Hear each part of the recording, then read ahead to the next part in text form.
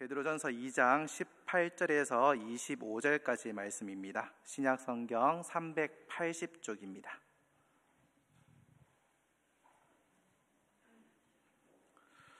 신약성경 380쪽 베드로전서 2장 18절에서 25절까지 말씀입니다.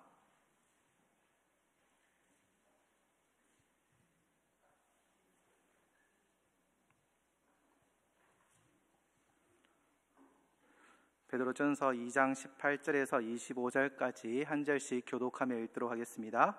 사환들아, 범사에 두려워함으로 주인들에게 순종하되 선하고 관용하는 자들에게만 아니라 또한 까다로운 자들에게도 그리하라.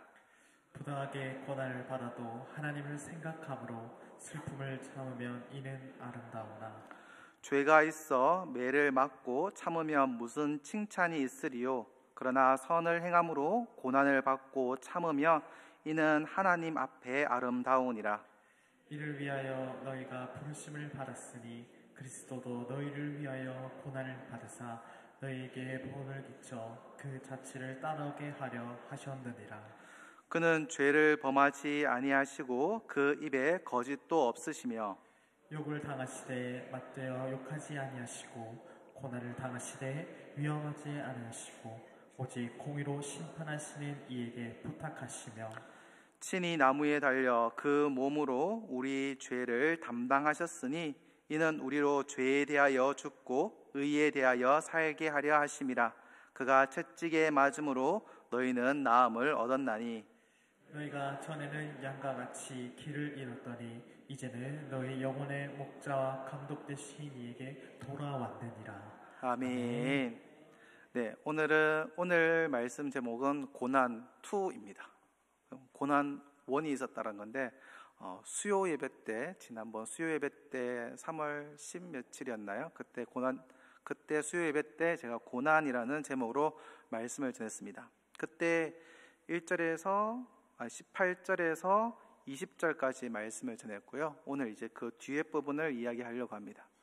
근데 그냥 바로 얘기를 하면은 그 앞에 뭐였지? 라고 하시는 분도 계실 수도 있고 수요 예배 안 오신 분도 있으니까 약간 추려서 얘기를 하면은 18절에서 20절까지 이야기를 하면서 그 당시의 상황을 우리가 성경을 말씀을 바라보았을 때에 그냥 텍스트 그대로를 쭉 받아들이면은 위험하다라는 말씀을 드렸습니다. 왜냐하면은 그때 당시의 환경과 여러 가지 조건들이 있어서 거기에 맞는 말씀을 했는데 그것을 다 무시하고 그냥 글자만 그대로만 받아들이다 보면은 성경을 잘못되게 이해할 수 있기 때문이다라고 말씀을 드렸습니다. 그러면서 그 예를 들면서 이 기독교인 그때 당시 1세기 당시의 기독교인들이 형제, 자매 이렇게 얘기하는 것 때문에 근친상간한다라는 얘기, 그리고 예수를 왕이라고 얘기하는 것 때문에 반란을 일으킨다라는 얘기, 그런 여러 가지의 오해들을 받아서 이제 고난을 받고 있는 그 상황이었다라는 것들을 말씀을 드렸고, 그 상황 가운데 이제 오늘 18절에 사환들아, 범사에 두려움으로 주인에게 순종하고 선하고 관용하는 자에게만 아니라 또한 까다로운 자에게도 그리하라 라고 하면서 18절 말씀을 말씀하면서 우리가 고난당했을 때, 어려움 당했을 때에 우리가 법정에 얘기하고 또한 우리가 싸우고 투쟁하는 거 당연한 권리이기 때문에 해도 되지만은 그때 당시 이 사환들, 노예, 종들은 그런 권한조차도 없었던 자들이다. 그렇기 때문에 그러면은 그들은 어떻게 해야 되냐? 싸울 수도 있고 권리도 없으니까 그들에게 하신 말씀은 부당하게 고난을 받아도 하나님을 생각함으로 이 슬픔을 참으며 이게 아름답다. 그러니까 그것들을 참고 그것을 계속 묵상하고 계속 있으면은 본인만 힘들어지니까 도리어 차라리 그때는 하나님께 모든 걸 맡겨드려라. 그랬을 때에 하나님께서 이 부당한 고난 가운데서 하나님께서 함께 해주실 거다라고 말씀하면서 이 노예 제도에 대한 것들, 영국에서 있었던 그 노예 제도 해방을 했던 그 한 사람에 대한 이야기들을 말씀을 드리면서 갑자기 나라를 뒤집어 엎는 그 일들을 하나님께서 하시는 것들이 아니라 사람을 통하여서, 법 제도를 통하여서 순리에 맞게 차근차근 해가면서 그 일들, 노예 제도를 폐지하는 것들부터 해서 그 일들 진행하셨다. 하나님의 일하시는 방법들까지 말씀을 드렸습니다. 그래서 우리가 해야 될 것이 두려움으로 순종하라. 누구를? 하나님을 두려워함으로. 그것을 순종하는 게 부당한 주인들, 부당한 고난 속에서도 주인이 이상한 얘기를 했을 때도 그 가운데서도 순종하라라고 했던 그 말씀이 그냥 덮어놓고 무조건 순종하라라는 것이 아니라 부당한, 악한 주인일지라도 1부터 100까지 다 악한 일만 시키는 게 아니라 어느 정도는 대부분은 올바른 합당한, 조금 힘들지만은, 내가 힘들지만은 그래도 순리에 어긋나지 않는 일을 시키니까 그 일들은 순종해라. 하지만 만일 하나님을 대적하는, 하나님을 거역하는 그 일들을 했을 때는 우리가 그것을 불복해도 된다라는 것들을 말씀드렸습니다. 그러니까 부당하게 고난받지만 부당한 그 주인에게 순종해야 되는 것이 하나님의 말씀에 어긋나지 않는다면 우리가 그 일들, 주인이 좀 이상한 주인이라 할지라도 그 말에 순종하고 따르는 것이다 라는 것들을 말씀드렸습니다. 그것이 바로 이 부당한 고난을 받는 중에 그리스도인들이 어떻게 해야 되는가라는 것들이었습니다. 그리고 오늘 이제 21절을 보면은 이렇게 말씀합니다.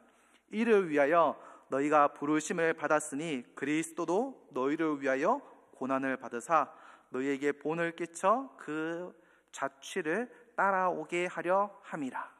그러니까 앞에 20절까지 말씀에는 하나님과 우리 사이의 관계 속에서 하나님을 경외함으로 인내하고 참아라 라는 것들을 말씀하셨습니다. 왜요? 그 위에 나의 주인, 그러니까 어쩌면 지금으로 보면 우리의 상사, 윗사람이라고 할 수 있는 그 사람도 하나님께서 세우셨다. 하나님의 형상으로 지음받은 자다. 그렇기 때문에 그들의 말에 순종해라. 왜요? 하나님께서 그 위치에 올려놓으셨으니까. 하지만 그 사람이 부당한 거, 하나님을 거역하는 거, 대항하는 것들이 있었을 때는 우리가 어떻게 해요? 거부할 수 있다. 그 말까지 따라가야 될 필요는 없다라는 것들을 얘기하면서 이게 하나님과의 관계 속에서 윗사람을 존중해야 되는 것들을 이야기했습니다. 그러면서 이제 오늘은 말씀은 21절부터는 이제 그리스도의 고난에 대해서 얘기합니다. 오늘 전반적인 말씀을 보면서 앞에 거는 우리가 그럼 어떻게 해야 되느냐, 하나님과 나 사이 그리고 다른 사람과의 관계 속에서의 이야기였다면은 오늘 뒤에 본문의 말씀들은 예수 그리스도께서 우리에게 어떻게 본을 보이시고 계시는가, 그러니까 우리에게 본이 되신 예수 그리스도의 발자취, 그 자취를 따라오게 하려 하셨느니라. 21절에 나와 있는 그 자취를 따라오게 하려 하셨느니라. 그 말씀처럼 우리가 예수 그리스도를 따라가기를 원하신다라는 것들을 이야기합니다. 그러니까 모델로서 우리에게 얘기하시는 거죠. 고난 중에 인내할 수밖에 없는 이유. 왜요? 어쩌면 아무런 이유 없이, 죄 없이 고난받으셨던 가장 대표적인 인물이 바로 예수 그리스도이시기 때문입니다. 그러니까 그 예수 그리스도께서 아무 죄 없이 그냥 이유 없는 고난, 이유 없는 박해들, 도리어 우리를 구원하러 오셨음에도 불구하고 도리어 고난받으신 예수 그리스도께서 어떻게 사셨느냐, 그 고난 가운데 라는 것들을 얘기합니다. 그러면서 21절에 이를 위하여 너희가 부르심을 받았다라고 말씀하고 있습니다. 무엇을 위하여? 고난받기 위하여. 너희를 위하여 고난받으사 너희에게 본을 끼쳐서 따라오게 하셨다. 무엇입니까? 우리 또한 이를 위하여 너희를 부르심을 받았다. 예수 그리스도를 따라가기 하기 위하여 불렀다. 또한 무엇입니까? 예수 그리스도를 따라가는 것이 우리가 고난을 받는 삶을 따라가는 것, 인내하는 삶, 그것을 위하여서, 고난과 인내를 위하여서 성도를 부르셨다라는 겁니다. 고난과 인내라는 것이 바로 이 성도들, 예수 그리스도를 따르는 자들에게 필수적인 요소라는 겁니다. 우리는 항상 전도할 때 예수 믿고 복 받으세요라는 말들을 많이 쓰지만은 어쩌면은 좀 약간 다르게 얘기하면은 예수 믿고 고난 받으세요, 고난에 동참하세요 라는 말도 된다라는 겁니다. 근데 그 고난 끝에 무엇이 있습니까? 고난 끝에 주님과 함께하는 그 복이 있다는 겁니다. 이 세상에서 우리가 살아가는 게 고난이고 인내해야 되고 참아야 되고 이런 것처럼 보이겠지만은 그게 맞습니다. 그렇게 되는 것도 맞습니다. 하지만 또 다른 방향으로서는 그렇게 우리가 고난과 인내 가운데 살 때 그 끝에 마지막 날에 우리가 주님을 만나보았을 때에 오는 것이 바로 복이라는 겁니다. 그렇기 때문에 우리가 전도할 때 당당하게 얘기할 수 있는 거, 예수 믿고 복 받으세요 라고 말할 수 있는 겁니다. 성도의 삶이 고난, 그러면서 야고보는 또한 그래서 이렇게 얘기합니다. 야고보는 너희가 고난이 오더라도 이상하게 여기지 말아라. 야고보서 1장 2절에는요 이렇게 말씀합니다. 시험을 당하거든 온전히 기쁘게 여기라. 왜요? 당연한 거니까. 고난이 오는 건 당연한 거니까, 고난이 왔다라는 건 내가 하나님을 제대로 믿고 있구나, 하나님을 제대로 따라가고 있구나, 예수 그리스도를 따라가고 있구나라는 것을 단적으로 보여주는 것이기 때문에 도리어 고난이 옴으로 인해서 그걸 당연하게 받아들여라, 도리어 기뻐하라 라고 말씀하고 있는 겁니다. 그러면서 무엇이요? 너에게 본을 끼쳐 자취를 따라오게 하려 함이라 라고 하셨던 이 21절의 말씀이, 이 자취가 바로 발자취입니다. 신약 성경에 딱 3번 사용되어졌거든요. 바울이 2번 사용하고요, 베드로가 1번 사용했습니다. 오늘 본문에 이 자취라는 것은 이 첫 번째 사용되었는 게 뭐냐면은 성도의 믿음을 위해서 이 발자취라는 말씀이 사용되었습니다. 로마서 4장 12절에 나오거든요. 아브라함의 믿음의 발자취. 또한 할례자나 조상이 낳고 할례받은 자들 뿐 아니라 우리 조상 아브라함이 무할례 시에 가졌던 믿음의 자취를 따르는 자들에게도 그리하다.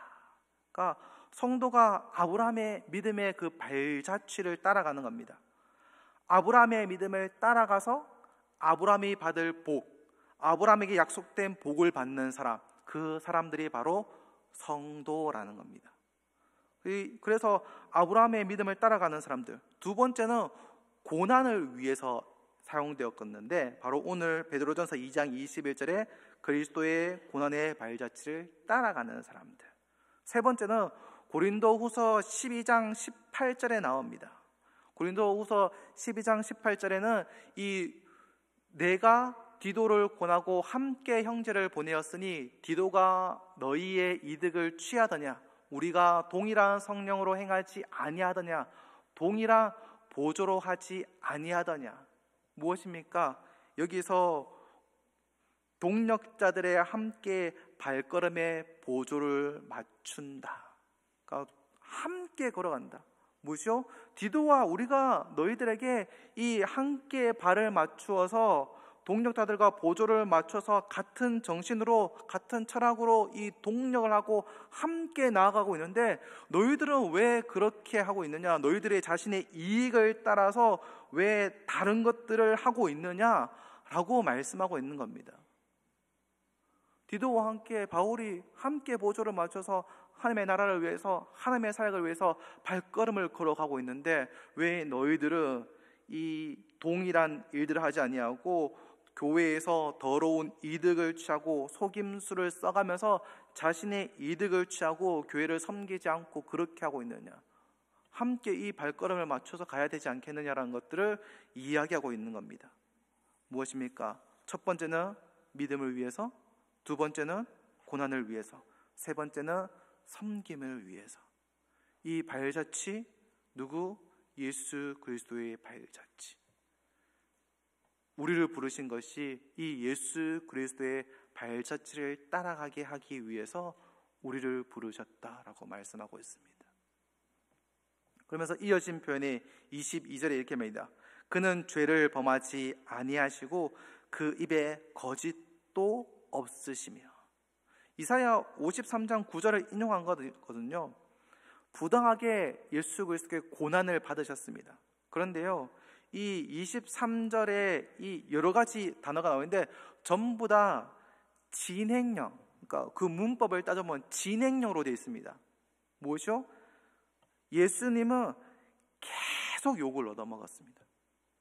계속 고난을 당했습니다. 그러니까 고난을 전에 당했다 끝났는 게 아니라 계속 고난을 당했고 계속 욕을 먹었다. 근데 거기에 대해서 맞대어서 욕을 하지 않으셨다. 그러면서 계속 고난당하셨지만 계속 위협하지 않으셨고 계속 공의로 심판하시는 분에게 부탁하셨다. 공의로 심판하시는 분이 누구십니까? 바로 하나님. 예수님은 계속 하나님께 부탁하셨다라는 겁니다. 우리말로는 부탁이라고 되어 있는데 하나님께 맡긴 겁니다. 예수님이 부당한 고난을 당했을 때 하시는 게 뭐냐? 하나님께 맡겨드렸다라는 겁니다. 싸우거나 뭐 하지 않으시고 그냥 하나님께 맡겨드렸다. 계속 욕을 먹고 계속 고난을 당했지만은 그것을 싸우고 뭘 하고 하면은 도리어 하나님의 사역에 방해가 될 것을 아시기 때문에 어떻게 해요? 하나님 이 일을 하나님께서 맡아주십시오. 하나님께 공의로우신 하나님이시니 하나님이 해결해 주십시오라고 맞대어 욕하지 아니하시고 계속 하나님께 맡겨드렸다는 겁니다. 이게 바로 예수의 발자취를 부당한 고난을 당할 때 우리가 해야 할 모습이라는 겁니다. 근데 지난번에도 수요일에도 말씀드렸지만은 여기서 잘못 이해하면은 우리는 무조건 참아야 되느냐, 무조건 가만히 있어야 되냐, 무조건 인내해야 되느냐, 그걸 얘기하는 것이 아닙니다. 우리가 어떨 때요? 잘못된 일이 당했을 때에 우리도 법정에 가서 얘기하고 고발하고 싸우고 정의를 세우고 해야 됩니다. 그 일들 하는 것이 우리의 권리입니다. 그런데 우리가 하려고 사람을 쓰고 뭘 써도 다 안 될 때가 옵니다. 그럴 때 어떻게 해요? 그냥 이것 때문에 속 썩이고 문드러뜨리고 있으면요, 자기 속만 베립니다. 자기만 아픈 거죠. 장기하라는 가수가 있습니다. 그 가수의 노래 중에 이런 제목의 노래가 있습니다. 별일 없이 산다. 별일 없이 산다. 뭐냐면은 약간 랩처럼 나옵니다. 처음에는 그냥 네가 이 얘기를 들으면은 되게 기분 나쁘고 힘들고 짜증나겠지만은 그래도 나 할 거다. 나 별일 없이 산다. 네가 이 말 들으면은 좀 힘들고 기분 나쁠 수 있겠지만은 나는 얘기할 거다. 난 별일 없이 산다. 난 지금 사는 게 행복하다. 나는 좋다. 내가 고난 받았을 때, 내가 어려움 당했을 때에 나를 힘들게 하는 사람이 있을 겁니다. 나를 괴롭히는 사람이 있을 겁니다. 그런데 그 사람은 어떻게 할 수 없는 상황이 있을 때가 있습니다. 그럴 때 우리가 해야 되는 게 뭐냐면은 가장 큰 복수는, 그러니까 성경에 나와 있는 말은 아니지만은 누가 하는 말이 가장 큰 복수는 내가 행복하게 사는 거다. 뭐요? 나에게 고난이 오고 내가 힘들고 어렵고 고통이 있을 때 그걸 계속 묵상하다 보면은 그냥 내가 계속 힘들어지는 겁니다. 근데 내가 고난 가운데 있을 때, 내가 어려운 가운데 있을 때 도리어 그걸 하나님께 맡겨드리고, 하나님 나 너무 힘들어요. 하나님께서 맡겨주십시오. 그리고 어떻게 해요? 하나님께 맡겨드려야 하나님이 알아서 하실 테니 나는 별일 없이 산다. 내가 행복하게 살면은 도리어 나를 괴롭혔던 사람이 도리어 이제 뒷목 잡는 거죠. 근데 내가 힘들고 어려워하면요, 나를 괴롭힌 사람이 그래 힘들고 괴롭힌 보람이 있어지는 겁니다. 그렇죠? 최대의 복수가 내가 행복하게 사는 거. 근데 내가 계속 그 고난받은 거, 그 어려움 때문에 말했잖아요. 앞에 18절에 그 사환들, 노예들, 부당한 주인이 나를 힘들게 하고 어렵게 하고 어디 가서 호소할 데도 없고 얘기할 데도 없는 그런 상황 가운데 있는 사람들에게 그 고난과 그 어려움과 혹은 하나님의 뜻에 맞지 않기에 내가 그것을 할 수 없습니다라고 했을 때 매질을 하는 것들, 여러 가지 일들이 벌어지는 것들을 그냥 당할 수밖에 없는 사람들입니다. 그런 상황 가운데 하나님은 아시죠. 하나님 아시죠. 근데 어제 두들겨 패가지고 막 했는데 그 다음날 헤헤 웃고 돌아다니고 있어요. 그럼 때린 주인이 어떻게 되겠습니까? 저건 뭐야? 또 말 안 들어. 두들겨 팼어요. 다음날 또 헤헤 그리고 웃고 돌아다니고 있어요. 그러면 주인이 드는 생각이 뭐야? 저건 안 된다. 저건 안 되겠구나. 쟤는 뭘 해도 안 되겠구나. 하나님을 바라보고 나아가는 겁니다. 그랬을 때 하나님께 맡겨드렸을 때에 도리어 나를 괴롭히던 사람이 도리어 뒷목 잡는 일들이 벌어질 수도 있다는 겁니다. 내가 그거를 계속 묵상하고 고민하고 염려하며 계속 고민하고 묵상하면 내 속만 썩어 문드러지고 나는 발 뻗고 못 자고 도리어 나를 괴롭힌 자는 발 뻗고 자는 겁니다. 그리고 예수 그리스도가 고난 받으셨을 때에 오늘 나와 있지만은 이사야 53장에 강포 22절에 보면은 나오죠. 22절 말씀에 그는 죄를 범하지 아니하시고 그 입에 거짓도 없으시고 라고 말씀하고 있는데, 이게 이사야 53장을 인용했는 말인데, 그게 베드로전서에는 23장에는 강포라고 되어 있습니다.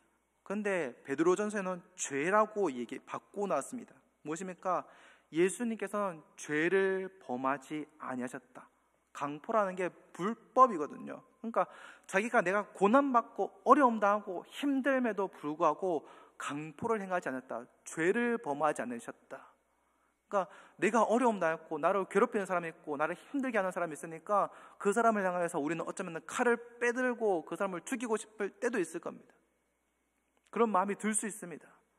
하지만 예수 그리스도께서 그때 하신 모습은 죄를 범하시고 그를 미워하는 것이 아니라 도리어 하나님 앞에 거짓도 없으시고 죄를 범하지 않으시고 욕을 맞대시고 욕을 당해도 욕하지 않으시고 고난을 당하셔도 위협하지 않으시고 그 일들을 묵묵히 참으시고 인내하셨다라는 겁니다.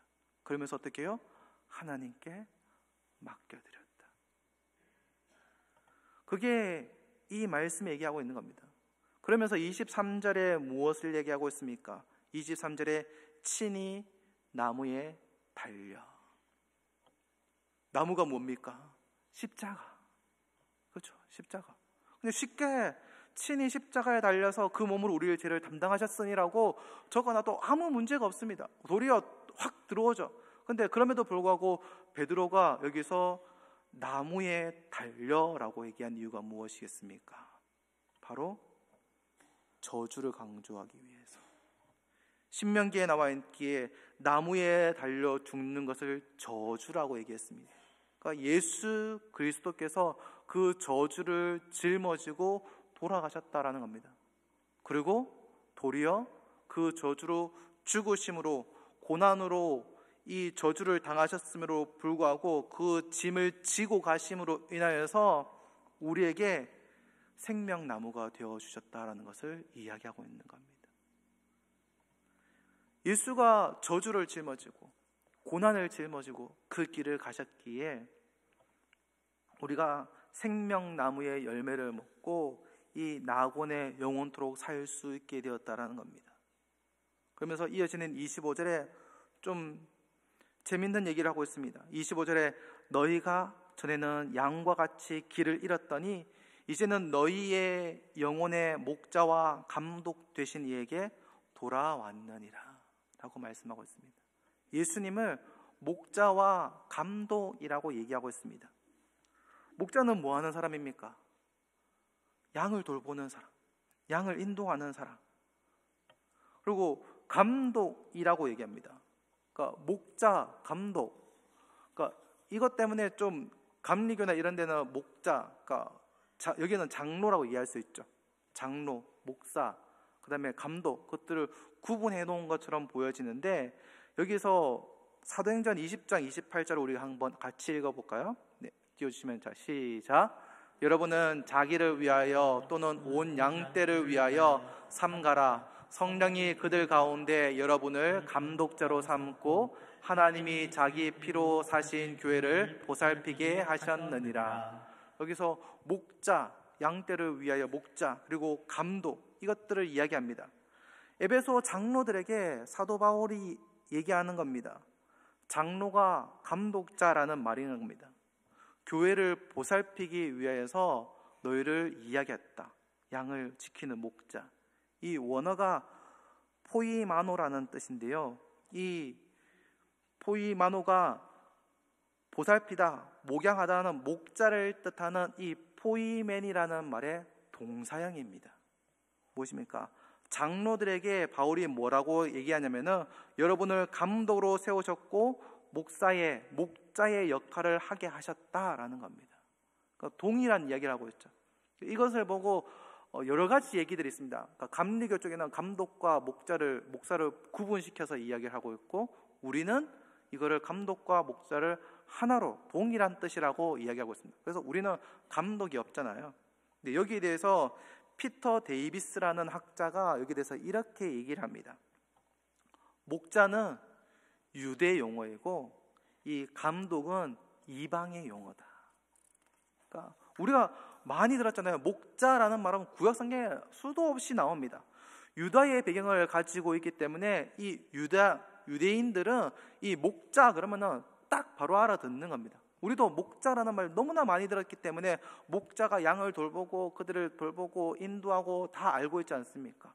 그것들 때문에 이야기하고 있고, 감독이라는 말은 이방 문화들에게 익숙한 사람들이 잘 이해할 수 있는 말이었다. 그러니까 유대인들에게는 목자 그러면은 확실히 알 수 있지만은 이방인들에게는 목자 그러면은 약간 느낌이 뜬구름 잡을 수 있다는 거죠. 근데 그 사람들의 이해하기 가장 편한 말이 무엇이냐? 감독이라는 겁니다. 이 감독이 뭐 하는 사람이냐? 어떤 사람이나 도시를 돌보는 신적인 존재를 감독이라고 얘기했다라는 겁니다. 그러니까 뭐예요? 예수님은 바로 이 구약에 나오는 이스라엘의 목자와 같은 분이다. 이방 문화에서는 자기들을 지키는 신적인 존재와 같은 그런 분이다. 유대 문화든 이방 문화든 예수님이 진정한 목자이고 진정한 감독이라는 것을 우리에게 말씀하고 있는 겁니다. 그렇기 때문에 우리가 이 말씀을 들었을 때 우리가 결론 내릴 수 있는 것이 무엇입니까? 예수님이 우리를 돌보시고 진정한 감독이 되신다. 우리를 인도하여 주신다. 예수님의 사명을 이어받은 이 교회를 돌보는 사람을 다른 말로 말하면 감독이라고 할 수 있다. 목자라고 할 수 있다. 라는 겁니다. 그래서 결론이 25절에 나옵니다. 예수님이 우리의 목자와 감독이시고 너희가 바로 그분에게 있다. 부당하게 고난을 받아도 예수님이 너희의 영혼들을 돌보고 계신다. 너희를 지키실 거라고 말씀하고 있는 겁니다. 첫 번째, 하나님을 생각해라. 그리고 두 번째, 예수님을 닮아라. 예수님의 그 발자취를 따라가라. 그리고 세 번째로, 예수님이 너희를 지키고 계신다. 목자처럼, 그리고 감독처럼 너희를 지키고 계신다라는 겁니다. 그러기에 우리가 그 부당한 고난을 당하고 어려움을 당해도 우리가 이겨나갈 수 있는 겁니다. 왜요? 예수 그리스도께서 우리를 지키고 계시니까요. 우리의 목자가 되시니까요. 사망의 음침한 골짜기를 걸어간다 할지라도 예수님이 우리를 지키시기 때문에 두려울 것이 없다라는 겁니다. 마지막으로 결론을 내리면서 한 가지 질문을 하려고 합니다. 길 잃은 양에게 가장 필요한 게 뭘까요? 길일까요? 목자일까요? 잘 아시네요. 길이 있어도요, 길 잃은 양에게 길을 알아도 그 길을 걸어갈 때 두려울 수밖에 없습니다. 어떤 길을 가면 안다 할지라도 그 길을 걸어갈 때 두려울 수밖에 없습니다. 무서울 수밖에 없습니다. 그 길로 이리가 올지 독수리가 올지 뭐가 올지 알 수 없지 않습니까? 근데 어느 길로 가야 될지 몰라요. 하지만 목자가 나와 함께 있으면 두려울 게 없습니다. 왜요? 나는 길 몰라도 됩니다. 목자가 알고 계시니까. 난 두려워할 필요 없습니다. 왜요? 목자가 나를 지켜주시니까. 우리가 어쩌면 살아갈 때에 한 치 앞도 모르는 삶을 살아가게 됩니다. 내일을 알 수 없습니다. 그럼에도 불구하고 우리가 두려워하지 않고 이 길을 걸어갈 수 있는 것은 내일 더 큰 고난이 오고 지금 고난이 있다 할지라도 이 길을 걸어갈 수 있는 것은 나의 참된 목자 되시고 감독 되신 예수님께서 나를 이끌어 주시기 때문입니다. 저와 여러분이 이 고난 가운데 있는 이 삶 가운데 두려워하지 아니하고 주님을 온전히 붙들므로 인해서 두렵지 않은 기쁨의 삶을 살아가는 저와 여러분이 되기를 주님의 이름으로 축원합니다.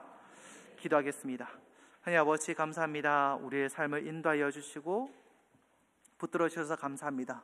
고난 가운데, 부당한 고난 가운데, 내가 견딜 수 없는 그 상황 가운데 있다 할지라도 내가 완전히 쓰러지고 두려워하거나 무너지지 않을 수 있는 것은 바로 하나님께서, 예수 그리스도께서 우리를 생각하고 계신다라는 사실, 그리고 예수 그리스도께서 우리에게 먼저 본을 보이시고 그 고난의 길을 걸어가셨기에 우리가 그 길을 따라가기에, 그리고 예수 그리스도께서 우리를 지키시고 보호하시기에 우리가 그 길을 걸어갈 수 있습니다. 하나님, 내가 걸어가는 그 길이 사망의 음침한 골짜기라 할지라도 해를 두려워하지 않을 것은 바로 주님께서 나와 함께 하심입니다. 내가 주님을 온전히 붙들고 기쁨으로 이 세상을 살아가는 자들이 되게 하여 주옵소서.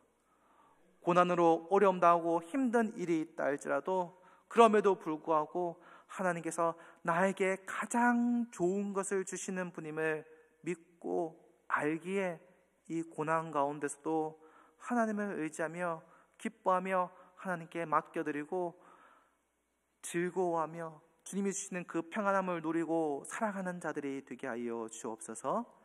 예수님 이름으로 기도합니다. 아멘.